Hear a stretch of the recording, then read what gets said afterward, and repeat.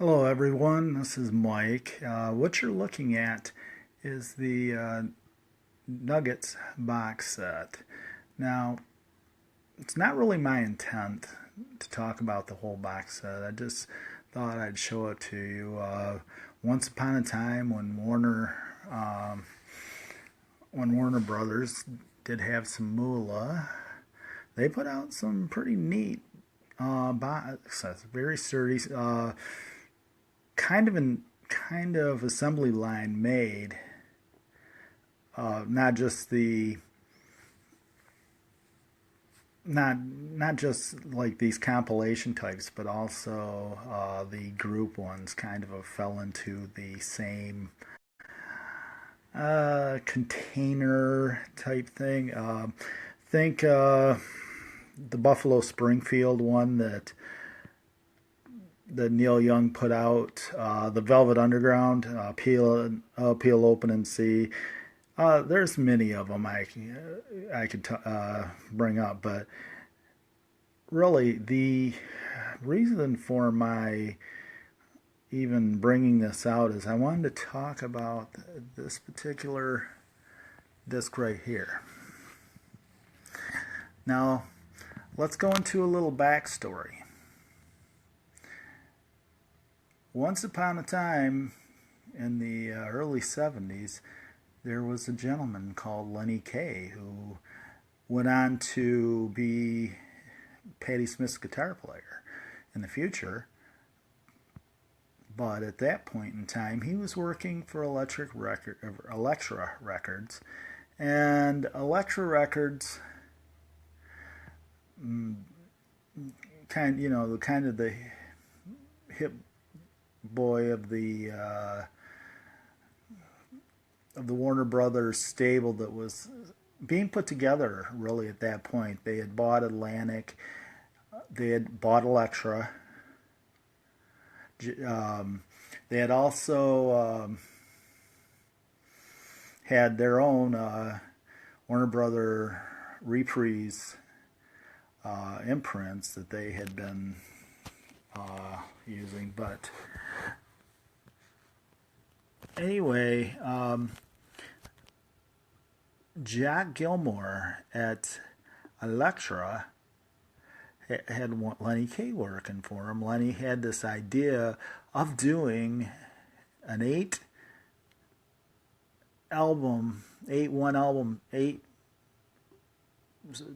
release set of regional,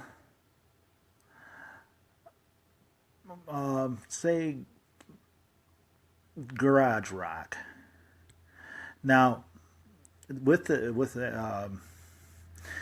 Jack being a businessman above all else, although the man did sign Jim Morrison and paid a lot of excess bills that he really didn't foresee coming, had the idea of let's just quantify the whole thing into a 2-disc set and see what you can come up with. And this is the CD itself. We'll go back here. That's basically the track list. I'll be really pissed if I have to put this down. And Rhino always had this good idea of stealing or at least adapting other labels. This label being Laurie Records, really from an earlier time. Deanna and the Belmonts, for example, recorded on Laurie Records with that same logo. But anyway, what Lenny came up with is basically this. And he started off with the Electric Prunes. Now, I have Too Much to Dream Last Night. Now, Too Much to Dream Last Night was just shimmering, ugly electric guitars. Very down, down, down, down, down, down. and very early psychedelic, and made a lot of money for one record. Now, he next uses the Standells, another LA group, that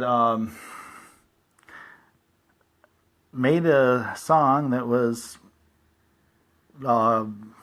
pretending they were from Boston, called Dirty Water. And Boston, of course, has taken it to heart, and if you're watching the Celtics or the Bruins or the Red Sox or whatever, at one point and during the game, you're going to hear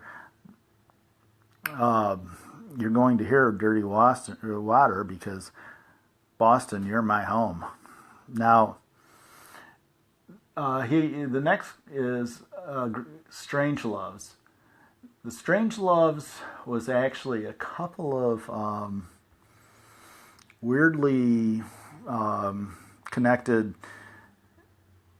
rock personages, not really singers or so much at that point in time. They put out a song called "I Want Candy," which got to be a pretty big hit, and that hit allowed them to go out on the road. While they were on the road, they found a band called the McCoys to basically do their dirty work for them. The McCoys, featuring, of course, Rick Derringer at his very, very young age, and but the song you hear, "Nighttime," not so big a hit for them. Jake Giles redid the song on the Love Stinks album, and didn't really have to change much. Now, that brings a point to this whole thing, because Lenny didn't really always choose groups from the garage, so to speak, and that is definitely one spot where he did not. Now, the Knickerbockers' Lies, excuse me, Lies is the song everybody thought was the Beatles.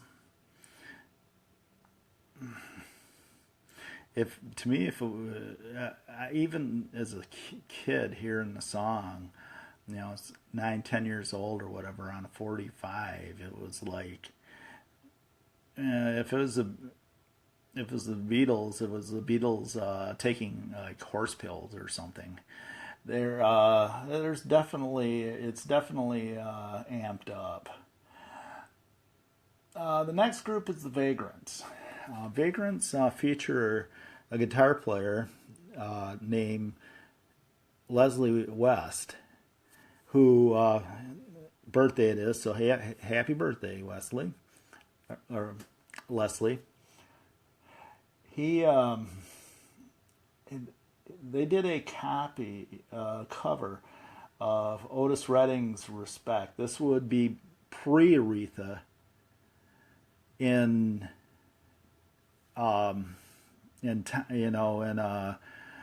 natural time, but by the time it started gathering speed, they were in Muscle Shoals, they being Aretha, and the executives from Atlantic were already in Muscle Shoals, trying to put together her album. That was one of the things she was going to do. There was a lot of bullshit that happened there, so they ended up just shipping all the musicians from Muscle Shoals, Alabama, all the way up to the Atlantic Studios in New York, and that's where they recorded her "Respect." Now, myself, there's a better garage version of it, done by a Michigan band called the Rationals. I kind of wonder why Lenny chose that one over the other. I'm sure he heard it. But, hey, to each his own. Now, Mao's public execution is next. It's sort of like somebody just trying to write new words to Bob Dylan's. Oh gosh, I can't even remember the profile. Positively 4th Street. Yes. Gosh, I can't. And that's all it is. It's quaint. It's not bad by any stretch of the imagination. And here again is another coming up is another example of Lenny kind of stretching the envelope a little bit. It's the Blues Project, No Time but Like the Right Time. Now, really, it's the beginning of Al Cooper, as a soul personage. He made his bones, so to speak, playing the organ piece on Dylan's "Like a Rolling Stone" single, and he was sort of hanging around the fringes. After he did this with the Blues Project, he started a band called Blood, Sweat, and Tears, whom we all know. They kicked his ass out after one album, and he went and did the Super Session album. The whole thing was supposed to be with Mike Bloomfield, but Mike didn't show up for the second date, and it ended up being Stephen Stills. Great album. It's called Super Sessions. If you ever find it, grab it. It's a fantastic listen. But the next group is the Shadows of the Night. Oh yeah.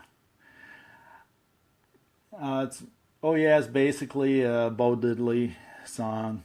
Shadows of the Night had a few hits. The thing I would have done here is use their version of Gloria. Even though Gloria doesn't make it all the way up to his room, in the lead singer of the Shadows of the Night, I've always preferred his version. I've always preferred their version to the them original. Don't ask me why. It's something I'll never be able to explain.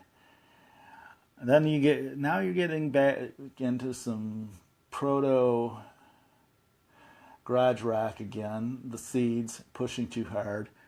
Just the iconic guitar solo. The next is the Barbarians, who I know nothing about.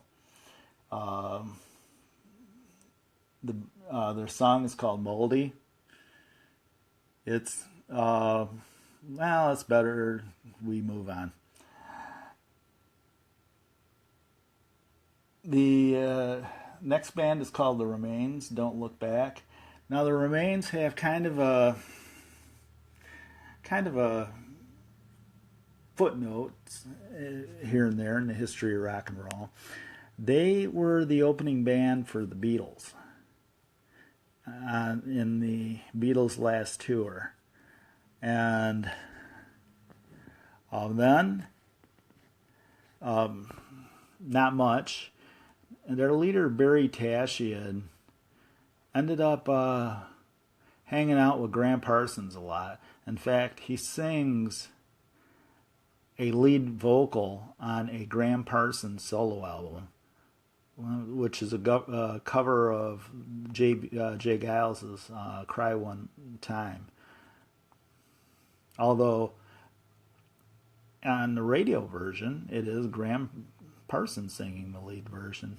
But who knows how things like that go.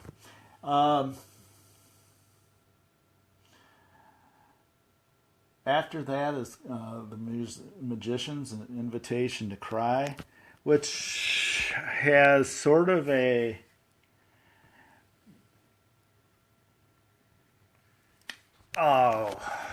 dramatic,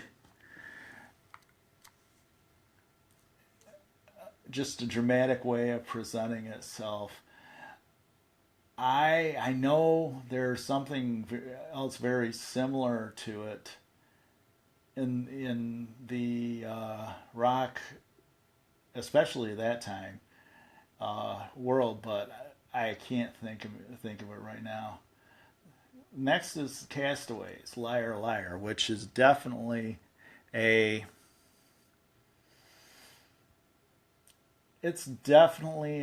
garage song. You know, it's I don't just me saying the words castaways and liar liar. I don't know if that brings anything to your head. I know you play any copyrighted material on these on any videos, they delete them, no matter how unincidental the music is to the video. But you know, the vocals going liar liar pants on fire. Okay, you get the idea. It's kind of funny. This is a band that never even put out an album back in the 60s. After that are the 13th Floor Elevators, You're Gonna Miss Me, who are one of the really great early founders of the psychedelic rock period. But the cool thing here, in fact, pretty much the whole psychedelic, the whole Nuggets first disc here, it's almost all mono. I have a stereo copy of the You're Gonna Miss Me on. Oh, I think it's the high fidelity soundtrack. You know, from that movie with John Cusack, and just the difference between the two is just phenomenal. Trust me, take the mono; it's better. After that, you have Count Five, Psychotic Reaction, very early hits in the well, it's the Yardbirds without the Yardbirds. So there ain't no other way to put it. Everything about the song is pure Yardbirds, but obviously none of those guitar players in the band were Jeff Beck. After that, we come on Leaves doing Hey Joe. Now, don't discount this. I realize the version we grew up with is obviously the Hendrix version. And the Hendrix version is the best. But you got to hear the Leaves do it. It is a psychotic mess. Just bass and loud screaming guitar all over the place. You have to wonder how Hendrix just had the idea of taking the song and slowing it down, just reining it in, and creating his own fury. And side note, right after the Leaves done it, it was also done by the Byrds and by the Love. Neither are quite as good as the Leaves, even though obviously both Love and the Byrds were much, much bigger names and talents, for that matter, in the 60s. Next, after that, is Michael and the Messengers, Romeo and Juliet. This is kind of a weird thing because it's a garage group doing a cover of a song that was done in Detroit that is not a Motown song. It was a hit in 1964 for a group called The Reflections. I am so sorry. But they this is just sort of a and I'm not trying to make this a bad thing, but a kiddie rock version of it. Not a teeny bopper version, but a kiddie rock. You know, nothing too just short, sweet, and to the point. Now after that, you have the Amboy Dukes, "Baby Please Don't Go." A lot we can say a lot about Uncle Ted. We may or may not like him as a person. He may go down dying in the flames of hell. But you cannot discount the influence the man has on rock and roll. And I'm not just talking about the age where, you know, we were as teenagers, where we were, you know, Ted Nugent was one of the biggest stars. You know, this is 1968, 67, where Ted was just another hotshot guitar player. And this original version, I should say his original version of "Baby Please Don't Go," because obviously this song goes back to like the 20s and 30s, but his original version of it he just gives it everything he has, and you cannot fault Ted for anything. After that is a group called the Blues Magoos. They had one big hit. I don't know why Lenny didn't use it, but what he did use was a version of Tobacco Road. Now, Tobacco Road, probably known to us by David Lee Roth, but the original rock version of it was done by a group called the Nashville Teens, and was produced by the same guy that produced the Animals' House of the Rising Sun. So they had sort of the similar feel. Now, the Blues Magoos just take the song and just go to town with it. It is probably the only thing that they could have used to follow the Amboy Dukes on this compilation. Now we're almost done. We're down to side 4. Chocolate Watch Band, Chocolate are just they're legitimately a garage rock band. Let's Talk About Girls, cool song. The following is the Mojo Men, Sit Down, I Think I Love You, which is a cover of a Buffalo Springfield song by Stephen Stills. What's cool about this is that it's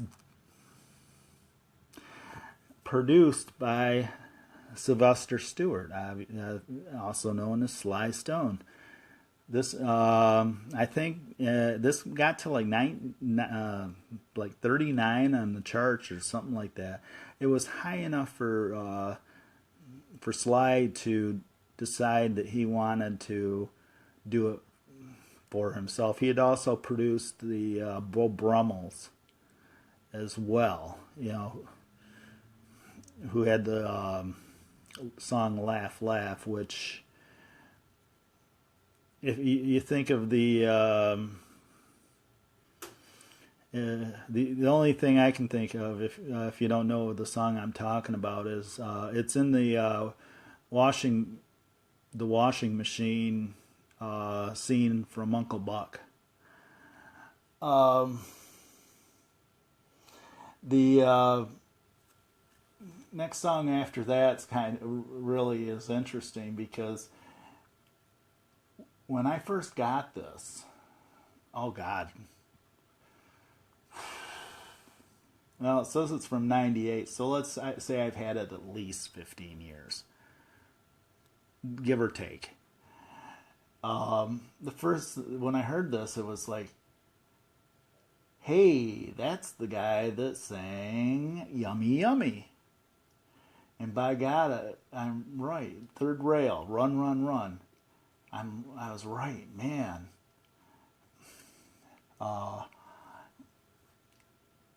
And it's so catchy that I actually put it on quite often.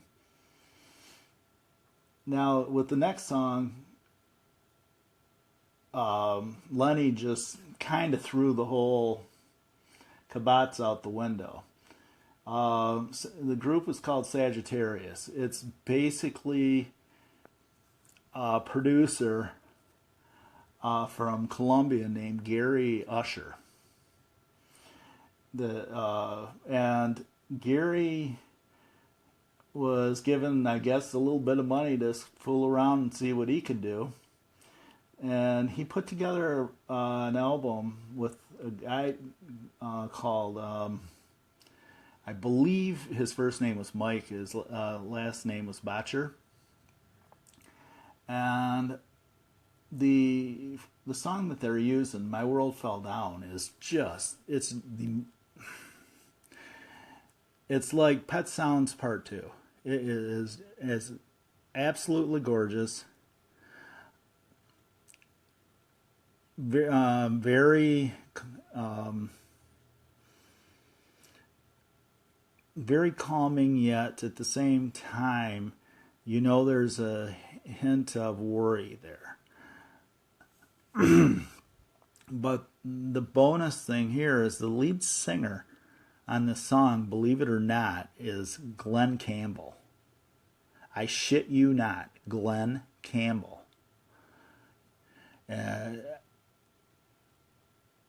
Now, the song following that is Nazz, "Open My Eyes." Well, I guess you could call them a garage group, but they're mainly famous for being the starting point of Todd Rundgren. Now, it's not really Todd doing the lead vocal on this, but it starts out like "I Can't Explain" by the Who. Ding, ding, ding, ding. And then it goes into this riff that's, I don't even remember the name of the song, but it's the same as a Santana song, "All I Wanted." Do do do do do do do do do do. Yeah, that was the name of it. "All I ever wanted was to be with you." After that is the Premiers, "Farmer John." The Premiers were just a bunch of Mexican kids from LA. They got together, got in the studio with the girls from the local Chevelle Car Club. That's what it says in Wikipedia. And did this song. It's very, you know, simple song. It was later done by Neil Young on the Ragged Glory album. Last but not least, and thank you for hanging around if you are hanging around. The is Magic Mushrooms. It's a happening, and it seems more like a joke than anything. I mean, there's points in this in that song that the lead singer sounds like William Shatner doing "Lucy in the Sky with Diamonds" or something. Picture yourself in a cold with a mirror.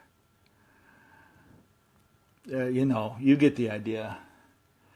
Anyway, it didn't sell diddly squat, but it had a great technical or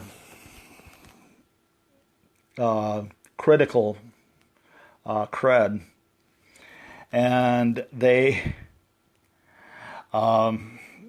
when the CD era started, and when they wanted to recreate all these great albums, and this is one that they were able to take the actual next step, and boy did they ever. There's actually 3 more, as you can see, 3 more discs there, and there's a lot of hits. This is supposed to be like a lot of unknown music, but there are a ton of hits here. And even on the original one, Psychotic Reaction was a top 5 hit, for example.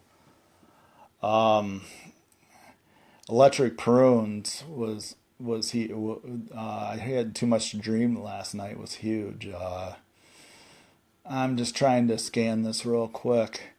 But some of the other highlights, just to make it short, but some of the other highlights on the box are they put in Scents and Peppermints by the Strawberry Alarm Clock, which was a number 1 hit.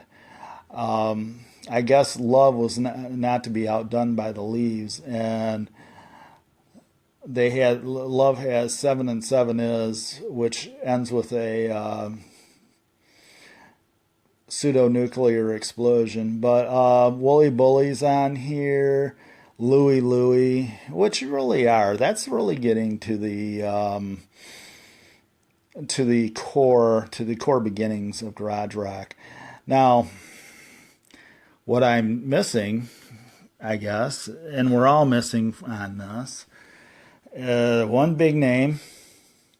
It's like he's like the Lincoln Park elephant in the room, and his name is Robert Allen Seeger. And I don't know if it's Bob. I don't know if it's was them. I don't know if it was Abco, who actually controls Cameo Parkway's copyrights, which the early Bob Seger singles are. In fact, but Bob's not available on this set. The only pre-Capital Bob, that sounds weird. The only pre-Capital Bob that is available on CD is on another box set of Cameo Parkway, sort of like a history of Cameo Parkway. And they use his original single, East Side Story. They also use Heavy Music, and they also used Saga to Me Santa. why they stopped there, I don't know. It would have been to everybody's benefit if they'd have just took all 8 sides of the 4 singles plus Sakatumi Sana, so 5 singles, and just put them out. I know that supposedly this new release that Seeger has made, where he made Ramblin' Gamblin' Man available for download. Well, if you're gonna do that, how about with Mongrel, or how about with Back in '72? How about, well, I don't really need 7. I've got that on CD, but you're getting my point. And I'm also getting way beyond what I had wanted to do, which was going to be pretty long in the first place. But, hey, thank you for watching. Ta-ta.